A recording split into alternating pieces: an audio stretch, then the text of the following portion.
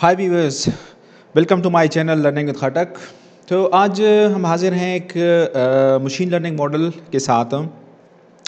हम एक मॉडल बनाना चाहते हैं using different machine learning algorithms और machine learning classifiers to predict the mobile prices. अब जिस तरह के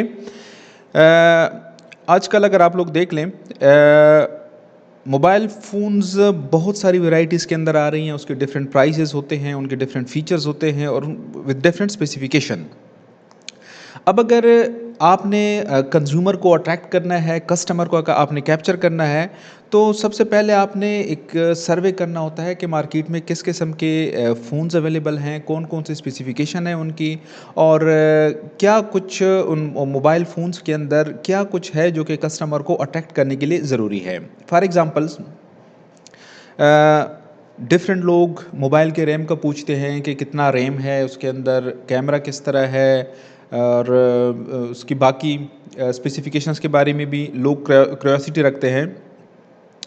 अब ये सारी चीज़ें अगर आप कोई नया प्रोडक्ट लॉन्च करते हैं तो आपको इन सारी चीज़ों के बारे में पता होना चाहिए कि मार्केट में किस किस्म के मोबाइल्स की डिमांड ज़्यादा है, उनके प्राइसेस के रेंज क्या है।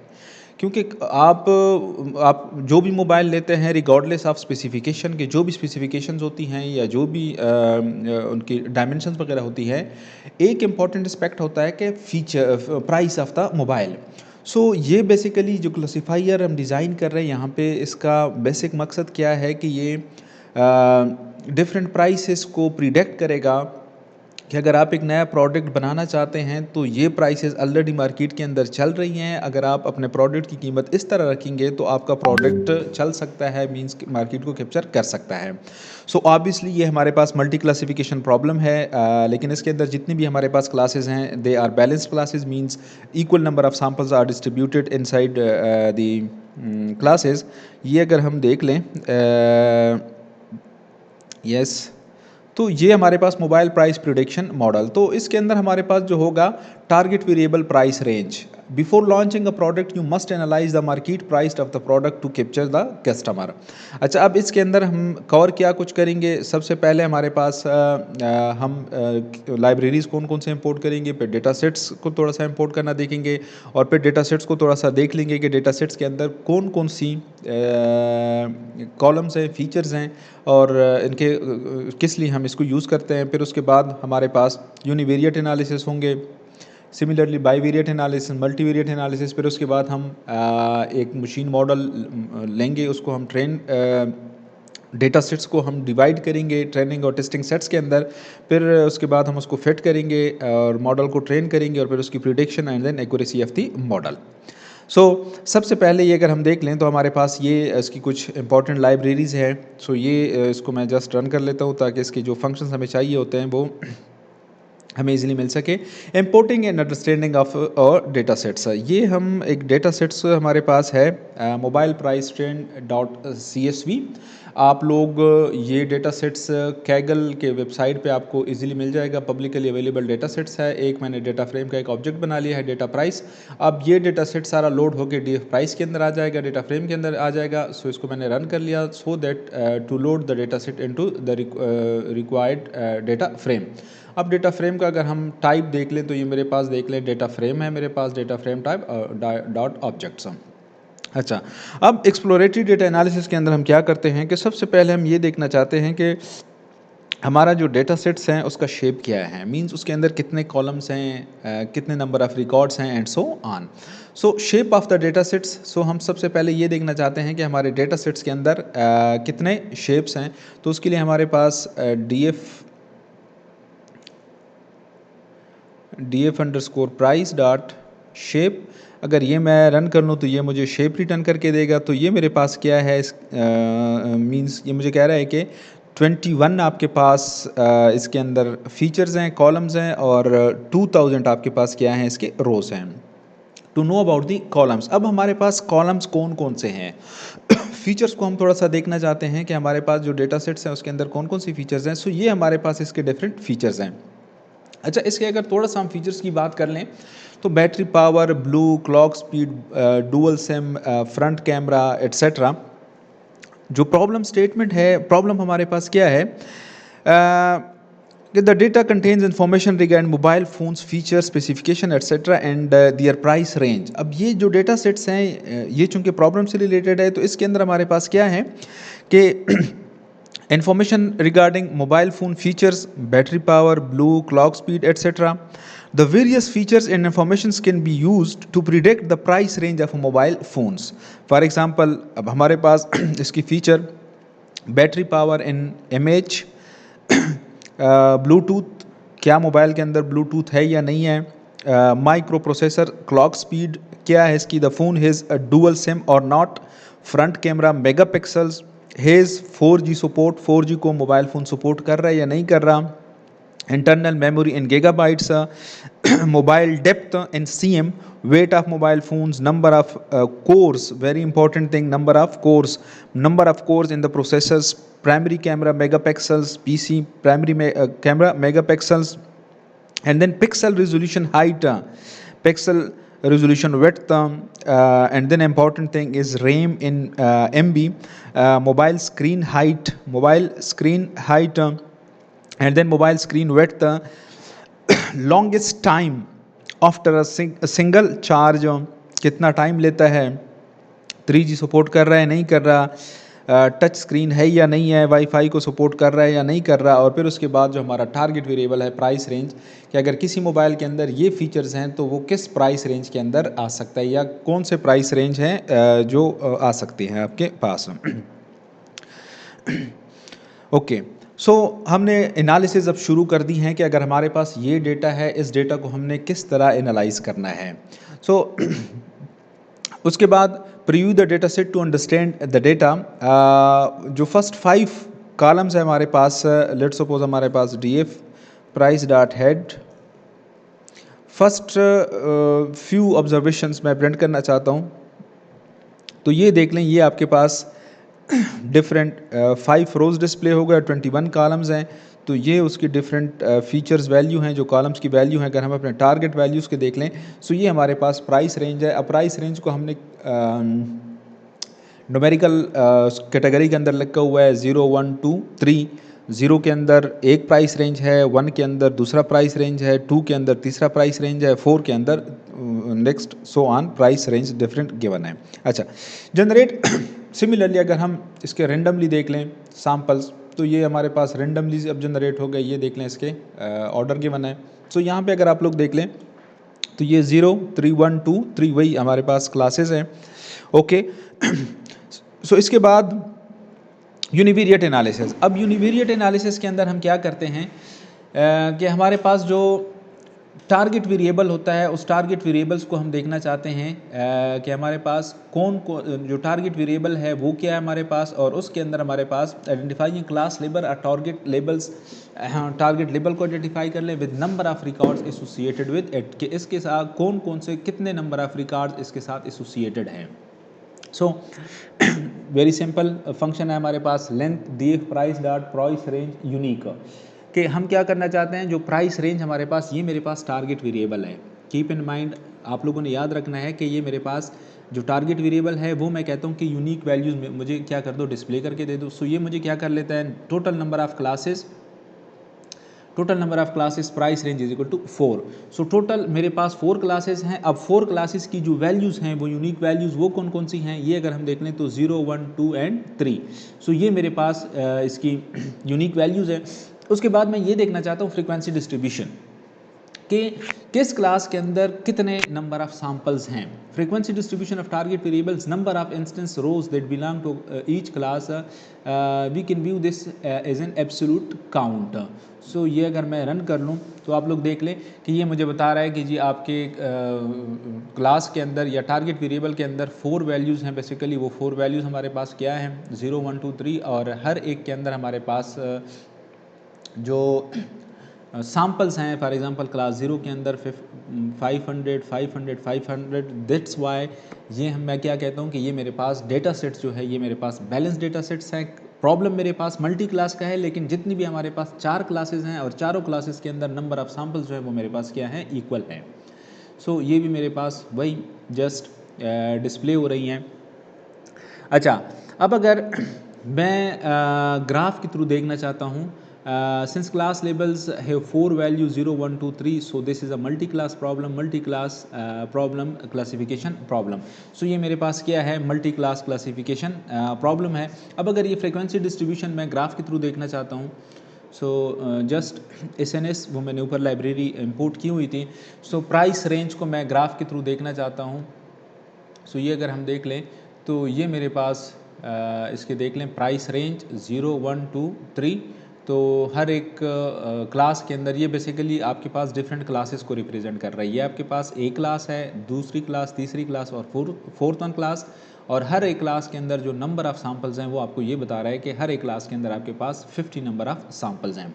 अच्छा, ये तो मेरे पास बैलेंस डिस्ट्रीब्यूशंस का प्रॉब्लम है. हो सकता है कि हमारे पास बाज़ औक़ात सिचुएशन ये भी आ जाती है, बल्कि आजकल जितनी भी मेजॉरिटी ऑफ एप्लीकेशंस है मल्टी क्लास के, उसमें हमारे पास जो सैम्पल डिस्ट्रीब्यूशन होती है वो हमारे पास इम्बैलेंस्ड होती है.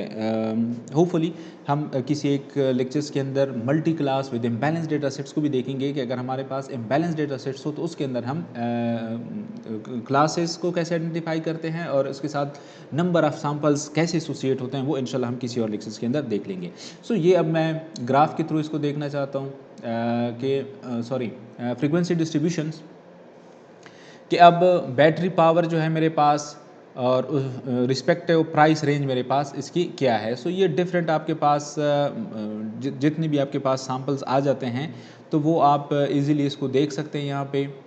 और फिर उसके बाद हम ये देखना चाहते हैं कि यूनिवेरिएट एनालिसिस में हमें क्या कुछ पता चल गया. यूनिवेरिएट एनालिसिस में हमें ये पता चल जाता है, let me do one thing more.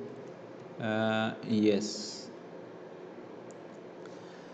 Just wait for a while because ये हमारे पास अब बैटरी पावर जो है, visualising count of the battery power variable with respect to target, हम क्योंकि हमारे पास जो बैटरी पावर है वो मुख्तलिफ रेंज के अंदर आ रही है और हम हर रेंज के को देखना चाहते हैं विद रिस्पेक्ट टू जो प्राइस रेंज है हमारे पास, कि अगर ये हमारे पास प्राइस रेंज आता है तो उसकी बैटरी पावर कितनी होती है. फॉर एग्जांपल बैटरी पावर अगर लेट्स सपोज हम कहते हैं 200 mAh है, तो प्राइस रेंज हमारे पास क्या क्या पॉसिबिलिटी है कि किस किस रेंज के अंदर हमारे पास ये प्राइसेस आ सकते हैं. So just wait, this is now the star indicate that execution is begun. Execution इसकी शुरू हो रही है, या आप लोग यहाँ से भी देख सकते हैं. सो ये हमारे पास इसकी थोड़ा सा ग्राफ हमारे पास कॉम्प्लेक्स फॉर्म के अंदर है, क्योंकि जो बैटरी के फीचर्स हैं MAH बैटरी फीचर्स, उसके अंदर डिफरेंट वैल्यूज़ आ रही हैं, तो वो डिफरेंट वैल्यूज़ उन्होंने इस तरीके से बताई हुई हैं. सो ये तो मैंने जस्ट देख लिया बैटरी पावर को with respect to price range. आप लोग यहाँ पे जस्ट रैम का लिख सकते हैं with respect to RAM, front camera etcetera. Univariate analysis के अंदर हम क्या करते हैं, इंडिविजुअल फीचर्स को हम देखना चाहते हैं, उसकी डिस्ट्रीब्यूशन हम देखना चाहते हैं with respect to price range. So जिस तरह यहाँ पे हमने बैटरी फीचर्स के लिए देख लिया, बैटरी पावर फीचर्स के लिए देख लिया, इसी तरह आप लोग देख सकते हैं इसको डिफरेंट फीचर्स के लिए. ओके, सो उसके बाद स्टेटिस्टिक्स ऑफ डेटा कि हमारे पास स्टैंडर्ड डिविएशन क्या है, मीन क्या है, 25 परसेंटाइल क्या है, एंड सो ऑन. सो ये अगर आप लोग देख लें, total number of count 2000 mean हमारे पास ये आ रहा है. स्टैंडर्ड डिविएशन मिनिमम ये हमारे पास ज़रूरत होती है जब हम हीट मैप को जनरेट करते हैं, जब वहाँ पे हम कोरिलेशन देखते हैं डिफरेंट उसके अंदर डिफरेंट फीचर्स के अंदर. तो ये हमारे पास फिर getting information about attributes there data types.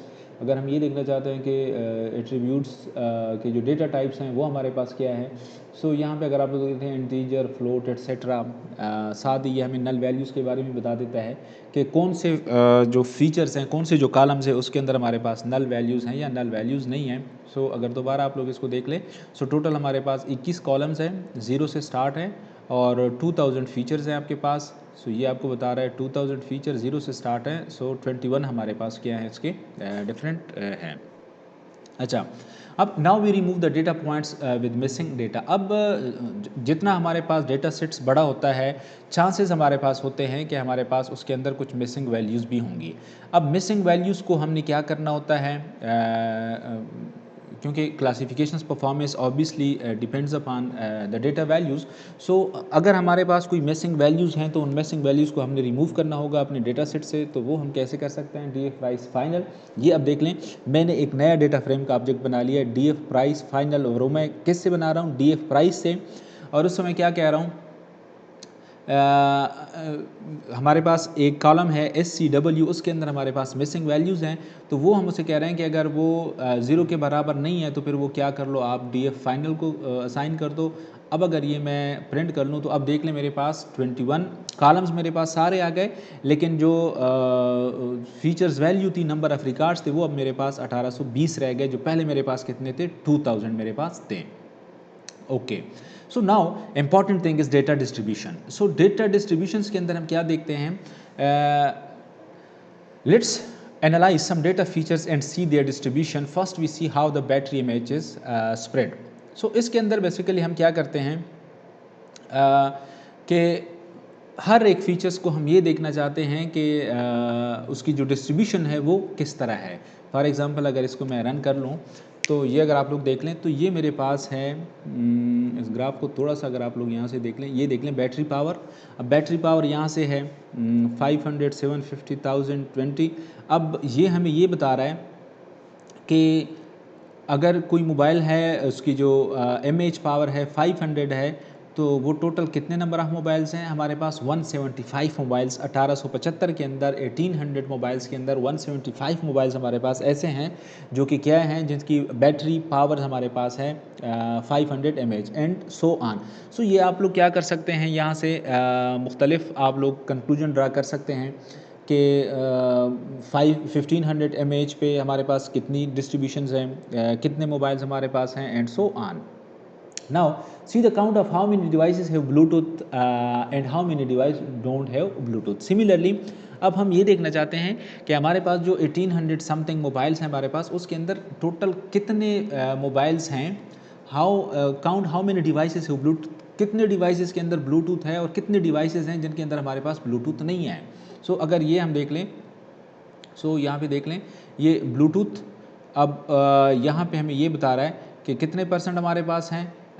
ये डिफरेंट हमें बता रहे हैं कि जी 800 मोबाइल्स या 900 मोबाइल्स ऐसे हैं जिसके अंदर ब्लूटूथ हैं, और 850 या नियरली इक्वल टू द 900 हमारे पास ऐसे मोबाइल हैं जिसके अंदर हमारे पास कोई ब्लूटूथ नहीं है। Okay, 0 and 1 mean 0 means Bluetooth नहीं है एंड 1 मीन्स ब्लूटूथ हमारे पास है। सिमिलरली आप लोग इसमें मुख्तलिफ़ चीज़ें देख सकते हैं, जिस तरह मैंने बैटरी पावर को देख लिया, mAh को देख लिया। सिमिलरली अगर आप लोग ऑब्वियसली ज़्यादातर लोग कंसर्न होते हैं मोबाइल डेप्थ के साथ या उसके वेट के साथ, सो अगर ये हम देखना चाहते हैं तो ये हम कैसे देखेंगे, लेट सपोज m डेप्थ, सो DF price final m depth. तो ये हमें क्या कर लो, ये जो हमने डेटा फ्रेम बनाया हुआ था, इस डेटा फ्रेम पे हमने डॉट डिस प्लॉट, यहाँ से m डेप्थ की वैल्यूज़ लो और फिर वो क्या कर लो, इस NS प्लॉट के अंदर इसको सिंपली क्या कर लो, डिस्प्ले कर लो। सो इसको अगर हम रन कर लेते हैं तो ये अगर आप लोग देख लें तो ये आपके पास है m डेप्थ।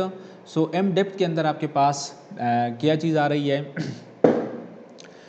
उसके अंदर आपके पास ओके m डेप्थ कि अगर 0.2 है, 0.2 cm है मोबाइल, तो टोटल नंबर ऑफ़ मोबाइल्स अब आपके पास कितने हैं। सिमिलरली अगर आपके पास 1 है तो वो आपके पास 100 मोबाइल्स हैं या 0.8 है। सो ये आपके पास डेटा डिस्ट्रीब्यूशन है, चूँकि आपको डिफरेंट फीचर्स की डिस्ट्रीब्यूशन बता रहा है कि ये फ़ीचर किस तरह डिस्ट्रीब्यूटेड है। सिमिलरली अगर आप लोग डुअल सिम्स को देखना चाहते हैं कि कितने मोबाइल्स हैं जिसके अंदर डुअल सिम्स हैं और कितने मोबाइल्स हैं जिसके अंदर डुअल सिम्स हमारे पास नहीं है।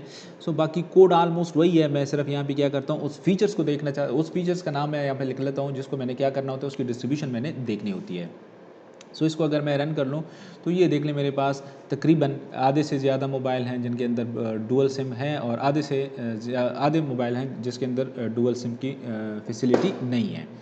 एंड सेम अगर मैं रैम को देखना चाहता हूँ, इंटरनल मेमोरी को, सो ये अगर आप लोग देख लें तो ये मुझे बता रहा है कि जी RAM 100 MB, 1000 MB, 2000 MB, 3000 MB और 4000 MB, 4000 MB तक हमारे पास हैं। तो ये उसकी डिफरेंट डिस्ट्रीब्यूशन है जो कि हमें बता रहा है कि जी इसकी the data distributions can be analysed for all data features as we did about. तो आप लोग क्या कर सकते हैं, क्योंकि इसके अंदर 20 के करीब फीचर्स हैं, तो आप लोग हमने यहाँ पे 4 फीचर्स को की डिस्ट्रीब्यूशन देख ली है। आप लोग क्या कर सकते हैं, जितने भी फीचर्स हैं उन सब की डिस्ट्रीब्यूशन आप देख सकते हैं कि किस तरह हमारे पास वो डेटा जो फीचर्स डेटा है वो किस तरह डिस्ट्रीब्यूट हुआ है। ओके, अब हम थोड़ा सा देखना चाहते हैं अपने क्लास जो टारगेट लेबल्स है, टारगेट वेरिएबल्स है, उसको हम देखना चाहते हैं। Okay, class label and then after this bivariate analysis. Okay, bivariate analysis हम इंशाल्लाह अपने नेक्स्ट लेक्चर्स के अंदर परफॉर्म करेंगे। सो ये अगर हम देख लें तो ये मुझे बता रहा है कि जी DF प्राइस फाइनल काउंट हमारे पास क्या है, मीन हमारे पास, standard deviation and so on. From this description we can see all the descriptions about the devices like average length and width, minimum value and so on. So आज के lectures के लिए इतना ही काफ़ी है। नेक्स्ट लेक्चर्स के अंदर हम बाईवेरिएट एनालिसिस, जिसके अंदर हम क्या करेंगे, different features with respect to targets, उनके दरमियान रिलेशंस, कोरिलेशंस क्या बन रहा है, एस्टीमेट कोरिलेशन, कोएफिशिएंट हमारे पास क्या है, checking correlation between the columns and so on. उसके बाद जो हमारा टॉपिक होगा उसके बाद यस मल्टीवेरिएट एनालिसिस, और उसके बाद हम क्या करेंगे, अपने मॉडल्स को yes train and test split, और उसके बाद हम क्या करेंगे, मॉडल को ट्रेन करेंगे, सॉरी फिट करेंगे, उसके बाद ट्रेन करेंगे, और उसके बाद हम प्रिडिक्शंस चेक करेंगे कि हमारा मॉडल जो प्रिडिक्शन देता है वो हम प्रिडिक्शंस कितनी एक्यूरेट है और कितनी एक्यूरेट नहीं है। So thank you very much, wait for the next lecture.